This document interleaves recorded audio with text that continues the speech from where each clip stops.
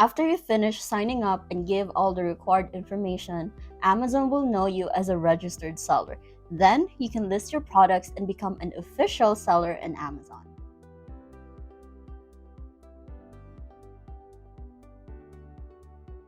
They'll remind you to list your products quickly because having listing means you're part of the marketplace action. If you choose to stay as a registered, not launched seller, Amazon will keep sending you emails reminding you to list your products. Amazon understands that once you start selling and making sales, they can earn referral fees from your transactions. That's why they frequently remind you to begin listing products and kickstart your sales on their platform. When you become a launch seller, it means you're officially started selling on Amazon. This allows you to interact with customers and make money through your product listings. Before you start listing your products, there are some important practical things you need to take care of. These are often overlooked by new sellers. As we mentioned earlier, Amazon has certain categories that require permission before you can list or sell items in them. If your products belong to these gated categories, it's smart to start the process of requesting permission right after you register. This way, you can make the most of the first 30 days free program usually available for new professional seller accounts. If you requested to sell in a gated category and got denied, you still have enough time to decide whether you want to cancel your professional seller account before the monthly fee is charged after the initial 30 days. If most of the products you plan to sell fall into a gated categories which you don't get permission, selling in Amazon platform will be an uphill battle. To request permission for listing your products in gated categories, log in to Seller Central and use the search box to find overview of categories in the help page. It's important to carefully read and understand the guidelines.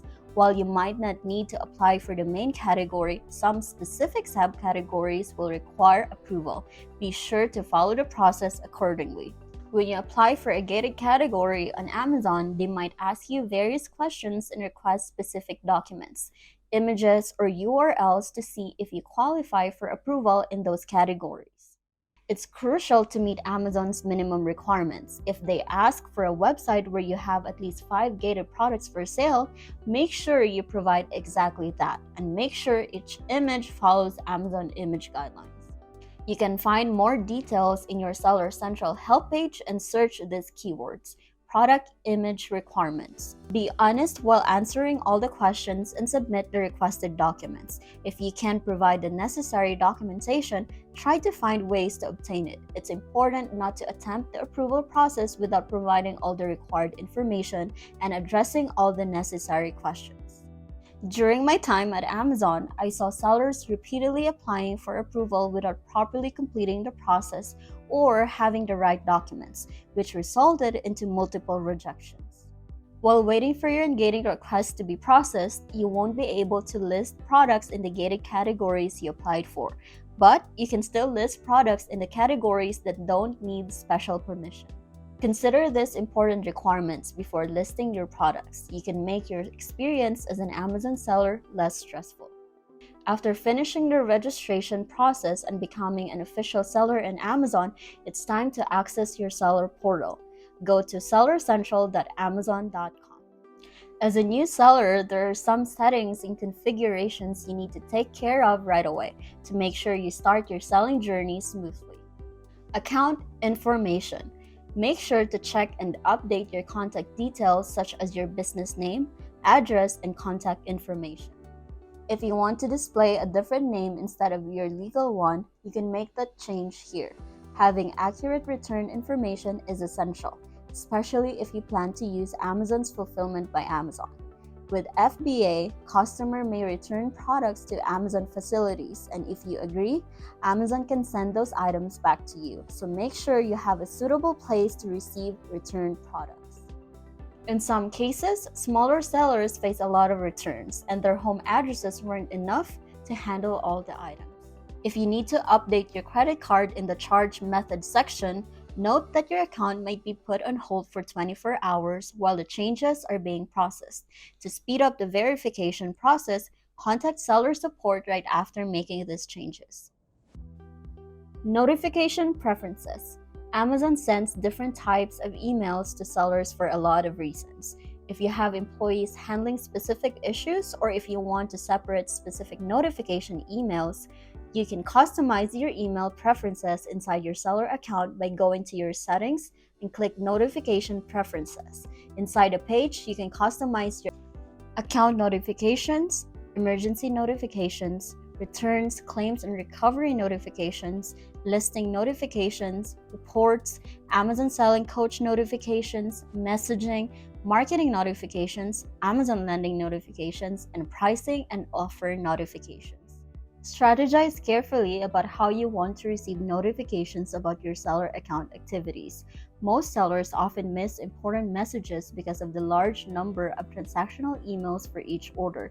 Pay special attention to listing notifications and report notifications, as they let you know when another seller modifies your listing or when Amazon merges listings. It can be frustrating when competitors make inaccurate changes to your shared listings, causing incorrect information to be shown to your customers. If this happens, contact seller support for help in correcting the listing. Login settings. In this section, you can change your username or password for accessing your Seller Central account if needed. It's a way to update your login information whenever necessary. Return settings. Here, you can specify how you want to handle returns for orders you fulfill yourself. For orders fulfilled by Amazon, returns are managed by them. But for orders you handle personally, you get to decide the process. This ensures that the communication between you, Amazon, and the customer returning the product follows your preferences. Gift options. If you want to offer gift messaging to customers who place orders you fulfill yourself, you can do that in this section. Customers love this option, so make sure you have the technical capability to handle gift messaging smoothly. Shipping settings. As a professional seller, you can set your own shipping rates for the orders you fulfill. But be careful not to set very high rates or very long delivery times, as customers might choose a competitor's offer instead. Find a balance that attracts customers while keeping your profits in mind. Tax settings. Understanding your tax obligations is essential. Go to your tax settings to set this up. You'll need to pay state tax on orders shipped to states where you have a physical business presence.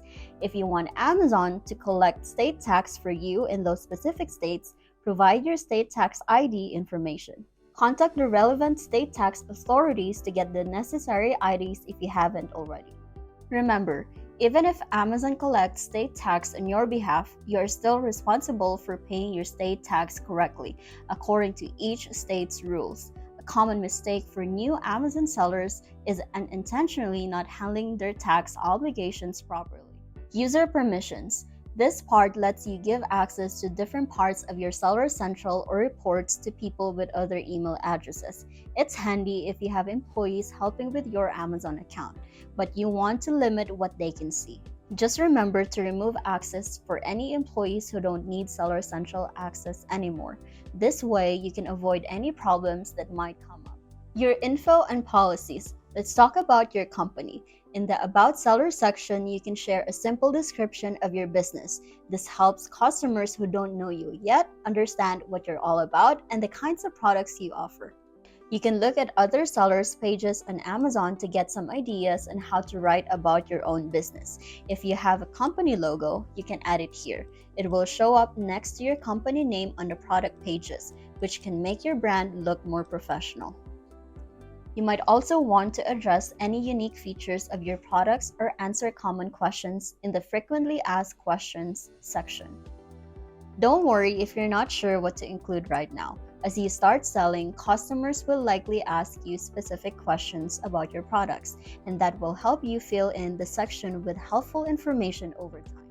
Fulfillment by Amazon. If you want to use FBA, make sure to give all the needed info here.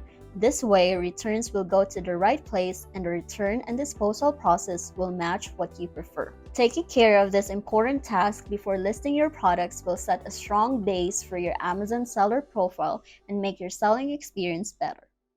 Thanks for watching this video. If you enjoyed the content and found it helpful, don't forget to hit the like button and subscribe to my channel for more videos like this.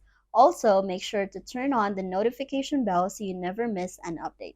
Share this video with your friends, and I appreciate all your support, and I can't wait to see you on my next video.